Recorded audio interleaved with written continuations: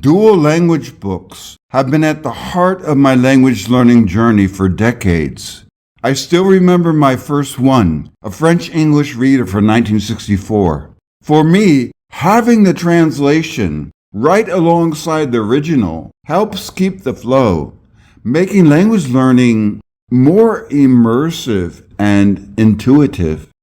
That is why I've created a collection of dual language texts with audio based on the same method I've used for over 30 languages. You can explore them along with my memoir, A Life in 30 Languages, at polyglotdreams.com. Not only will you share in my adventures around the world, but you'll also benefit from my language learning experience and academic research on the subject of foreign language acquisition and cultural adaptation.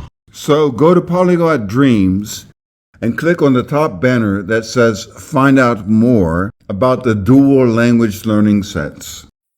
Chapter 1. From Florida to Colombia. Capítulo 1. De Florida a Colombia. My interest in foreign languages started at a very young age. I have memories of listening to foreign languages on a shortwave radio from around the age of 6. I just loved the sound of the different languages. It was like music to my ears. At the same time, I was dying to understand what was being said. Did they perhaps know something the listeners didn't? I experienced a growing desire to learn several foreign languages and discover the secrets they veiled. Meu interesse por línguas estrangeiras começou ainda muito jovem. Tenho lembranças de ouvir muitas línguas diferentes através de um rádio de ondas curtas quando eu tinha uns 6 anos de idade. Eu adorava o som de diferentes idiomas, que era como música para os meus ouvidos. Ao mesmo tempo, eu estava morrendo de vontade de entender o que estava sendo dito. Será que eles sabiam de algo que nós, ouvintes, não sabíamos? Senti um desejo crescente de aprender várias línguas estrangeiras e descobrir os segredos que elas ocultavam. I would furthermore spend hours looking at pictures of faraway places in National Geographic magazines, and even read some of the articles since I had already learned to read quite well. I was extremely fascinated by the various cultures I saw in the magazines. At the same time, I wondered how long these cultures would maintain their uniqueness. For example, an article in 1967 about Yap was entitled Micronesia, the Americanization of Eden, and that title had me worried. I wanted to fully experience these cultures before their traditions and customs were affected by so-called modernity or by Christian missionaries commanding them to wear more clothes and to reject the essence of their worldview. I finally had the privilege to visit Yap in 2006. Além disso, eu passava horas olhando fotos de lugares distantes em revistas da National Geographic e até li alguns de seus artigos, pois eu já havia aprendido a ler bem quando ainda era bastante jovem. Eu ficava extremamente fascinado com as várias culturas que via nas revistas. Enquanto isso, eu me perguntava por quanto tempo essas culturas manteriam seu caráter único. Por exemplo, um artigo de 1967 sobre Yap intitulado A Micronésia e a Americanização do Éden me deixou preocupado. Eu queria experimentar plenamente essas culturas antes que suas tradições e costumes fossem afetados pela chamada modernidade ou por missionários cristãos que lhes ordenassem a usar mais roupas e a rejeitar a essência de sua visão de mundo. Finalmente tive o privilégio de visitar Yap em 2006. I spent the first 10 years of my life in Central Florida as the youngest child of a typical monolingual suburban family. We then moved to South Florida, which was far more cosmopolitan. Hispanics, mainly from Cuba, represented about 30% of the population and spoke Spanish as their first language. So, naturally, the first additional language I learned was Spanish. In primary school, each week, we watched an hour of Spanish lessons broadcast on TV. The bilingual kids in class would crack jokes in Spanish, and I laughed with them, even if I didn't fully understand what was so funny. Passei os primeiros 10 anos da minha vida no centro da Flórida como o filho mais novo de uma típica família monolingue suburbana. Depois, nos mudamos para o sul da Flórida, que era muito mais cosmopolita. Os hispânicos, principalmente de Cuba, representavam cerca de 30% da população e falavam espanhol como primeira língua. Então, naturalmente, a primeira língua adicional que aprendi foi o espanhol. Na escola primária, toda semana, assistíamos a uma hora de aula de espanhol pela televisão. As crianças bilíngues faziam piadas em espanhol na sala, e eu ria com elas, mesmo se eu não entendesse completamente o que era tão engraçado. I seriously started studying Spanish in middle school at age 12. Sometimes when walking between classes, I would repeat phrases from a dialogue I had learned from my textbook. Passing the library, I would say, "Vamos a la biblioteca para estudiar." Let's go to the library to study. While my 3 elder siblings didn't share the same passion for foreign languages, my eldest sister Susie loved to travel abroad. When she was in high school, she joined a musical entertainment touring group called Up With People and toured the world. I was captivated by her stories from Africa and Europe. Sometimes she brought international cast members home. Although I was only 10 years old at the time, I especially remember Provi, a cheerful petite girl from Puerto Rico. I loved listening to Provi's accent in English. The effect of another language on her English reflected experiences from a different culture, luring me to discover the world. Comecei a estudar espanhol seriamente no ensino fundamental, aos 12 anos de idade. Às vezes, entre uma aula e outra, eu repetia frases de um diálogo que havia aprendido com o meu livro didático. Ao passar pela biblioteca, eu dizia, "E vamos à biblioteca para estudar." Enquanto os meus 3 irmãos mais velhos não compartilhavam da mesma paixão por línguas estrangeiras, minha irmã mais velha, Suzy, adorava viajar para o exterior. Quando ela estava no ensino médio, se juntou a um grupo de entretenimento musical em uma turnê ao redor do mundo chamada Up With People. Fiquei cativado pelas suas histórias da África e da Europa. Às vezes, ela trazia membros do elenco internacional para casa. Embora eu só tivesse 10 anos na época, lembro-me especialmente da Provi, uma menina alegre de Porto Rico. Eu adorava ouvir o seu sotaque em inglês. O efeito de outra língua em seu inglês refletia experiências de uma cultura diferente, fazendo-me querer descobrir o mundo. We were still living in a relatively culturally and linguistically homogeneous Central Florida town at that time, and I craved hearing different languages and accents in person.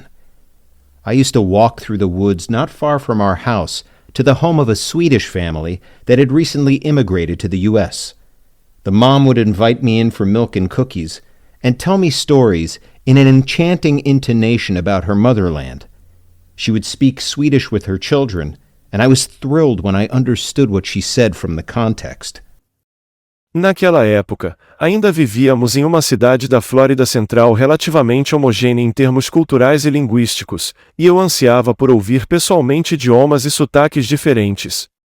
Eu costumava caminhar pela floresta, não muito longe da nossa casa, até a casa de uma família sueca que havia imigrado recentemente para os Estados Unidos. A mãe me convidava para comer biscoitos com leite e me contava histórias sobre a sua terra natal com um sotaque encantador. Ela falava sueco com seus filhos, e eu ficava emocionado quando eu entendia o que ela dizia a partir do contexto. In the first grade of primary school, we read Fun with Dick and Jane, with all its cultural homogeneity representative of white America. I was bored out of my mind, often getting into trouble for making noise or sleeping during the reading lessons. When the teacher yelled at me to wake up, I just mumbled a response. She was convinced I had a speech impediment and signed me up for weekly speech therapy. I remember having to leave the classroom to go to the therapy sessions with all the other students looking at me as if something was wrong with me. The therapist sat in front of me and showed me pictures. Apple, apple. Now say apple. That's right, open your mouth wide. Apple, apple. Na primeira série da escola primária, lemos A Diversão com Dick e Jania com toda a sua cultura representativa da América Branca. Eu estava completamente entediado, e muitas vezes me metia em problemas por fazer barulho ou adormecer durante a aula de leitura. Quando a professora gritava para eu acordar, eu apenas murmurava uma resposta. A professora estava convencida de que eu tinha um impedimento na fala e me inscreveu para uma terapia de fala semanal. Lembro-me de ter que sair da sala de aula para ir a sessões de terapia com todos os outros alunos olhando para mim como se algo estivesse errado comigo.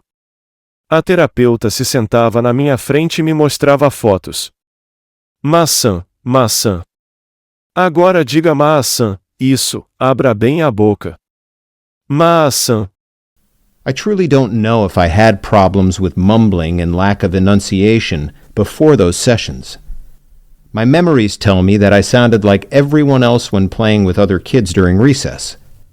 But I do know that even to this day, speaking English clearly without slurring and stumbling over words when I am nervous, overly excited, or self-conscious is a challenge for me.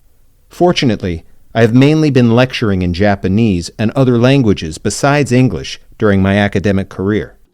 A verdade é que eu não sei se antes dessas sessões eu tinha problemas com balbucios e falta de enunciação.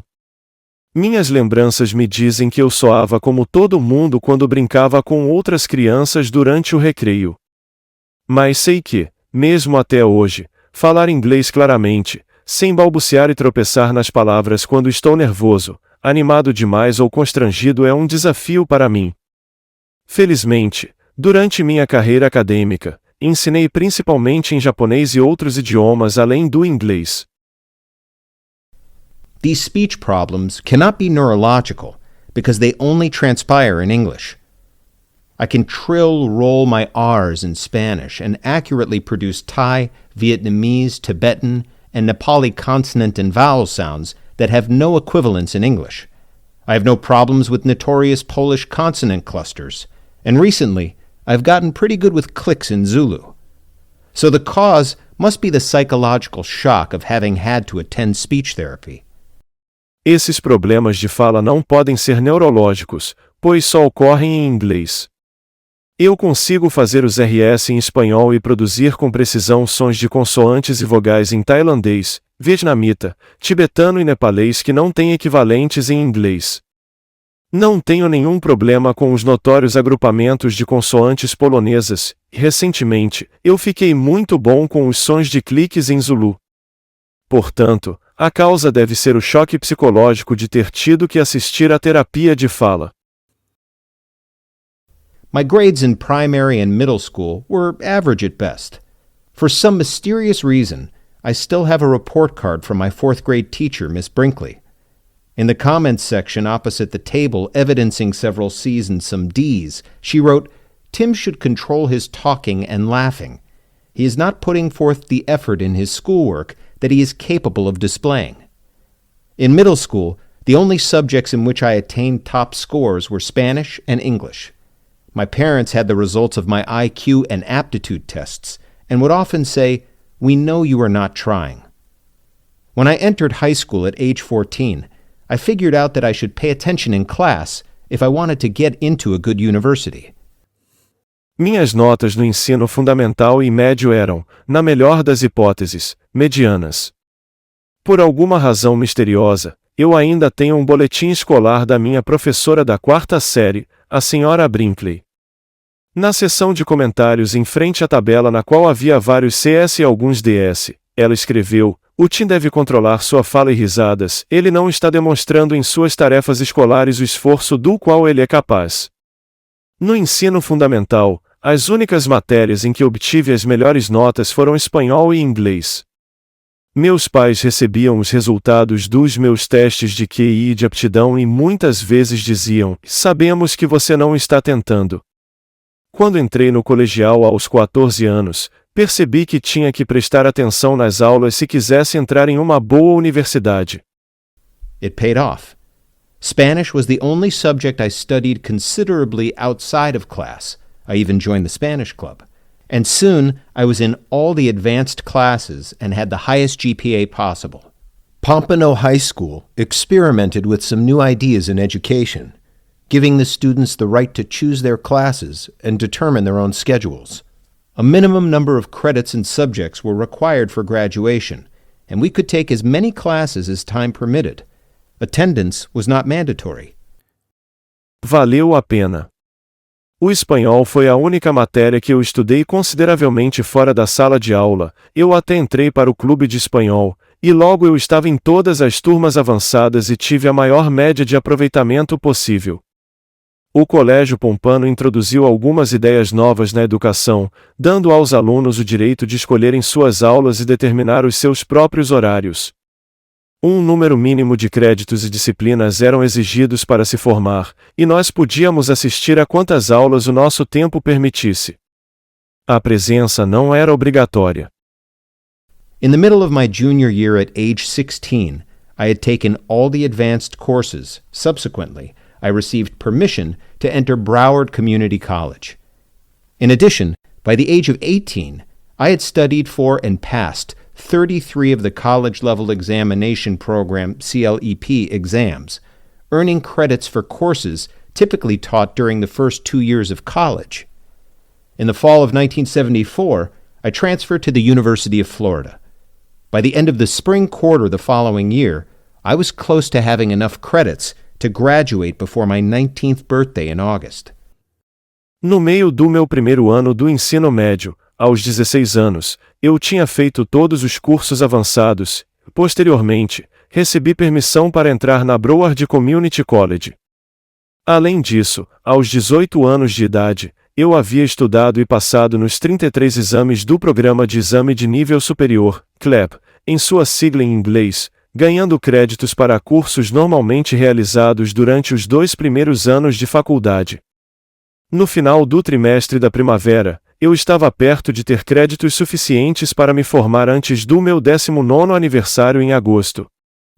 Instead of pursuing that goal, I decided to study in Colombia, where I spent 1 year at Universidad de los Andes in Bogotá. There were 2 main reasons for this decision. First, when I was 15 years old, I lied about my age, easy to do since I was 190 centimeters tall, and started working at hotels and restaurants after school and on weekends. Many of the retirees I met there confided in me that they wished they had been more adventurous and traveled the world when they were young. I wasn't going to make the same mistake. The other reason is that I decided not to go to medical school. I talk about that in chapter 22. Em vez de perseguir esse objetivo, decidi estudar na Colômbia, onde passei 1 ano na Universidade Los Andes, em Bogotá. Havia 2 razões principais para esta decisão. Primeiro, quando eu tinha 15 anos, eu menti sobre a minha idade, fácil de fazer, já que eu tinha 1,90 metros de altura, e comecei a trabalhar em hotéis e restaurantes depois das aulas e nos fins de semana. Muitos dos aposentados que conheci lá me disseram que desejavam ter sido mais aventureiros e ter viajado pelo mundo quando eram jovens. Eu não ia cometer o mesmo erro. A outra razão é que decidi não ir à faculdade de medicina. Falo sobre isso no capítulo 22. Colombians have one of the clearest and easiest Spanish accents to understand among the great variety of accents and dialects in the Americas. There is no such thing as a standard Colombian Spanish, since Colombia has many regional variations, and some are more difficult to understand than others. However, when people talk about Colombian Spanish, they refer to the country's central area, where Bogotá, the capital, is located. In this region, people speak slowly and often pause between phrases. In addition, all vowels and consonants are clearly and distinctly pronounced. These characteristics are the exact opposite of the Cuban Spanish I was used to. Os colombianos têm um dos sotaques espanhóis mais claros e fáceis de entender dentre a grande variedade de sotaques e dialetos das Américas. Não existe um espanhol colombiano a padrão, pois a Colômbia tem muitas variações regionais e algumas são mais difíceis de entender do que outras. No entanto, quando as pessoas falam do espanhol colombiano, referem-se à área central do país, onde Bogotá, a capital, está localizada. Nessa região, as pessoas falam devagar e muitas vezes fazem uma pausa entre as frases. Além disso, todas as vogais e consoantes são pronunciadas de forma clara e distinta. Essas características são exatamente o oposto do espanhol cubano ao qual eu estava acostumado. Besides taking Latin American literature and political science courses at Universidad de los Andes, I studied Portuguese, French, and German at language centers in Bogotá. Learning a foreign language through the medium of a second foreign language can be very beneficial. Listening to the teachers explain the grammar and idiomatic phrases helped me to think more in Spanish. Training yourself to think in a foreign language is an exercise in mind discipline, much like meditation. Mastering this ability in your first foreign language greatly facilitates doing so in additional languages. Além de fazer cursos de literatura latino-americana e ciência política na Universidade de Los Andes, estudei português, francês e alemão em centros de línguas em Bogotá. Aprender uma língua estrangeira por meio de uma outra segunda língua pode ser muito benéfico. Ouvir os professores explicarem a gramática e frases idiomáticas me ajudou a pensar mais em espanhol. Treinar-se para pensar em uma língua estrangeira é um exercício de disciplina mental, muito parecido com a meditação. O domínio dessa habilidade em seu primeiro idioma estrangeiro torna muito mais fácil fazê-lo em outros idiomas. At that point in my life, I set the goal to learn all the major languages of the world, which I defined as languages spoken by more than 50 million speakers. 46 years have passed since setting that challenging goal.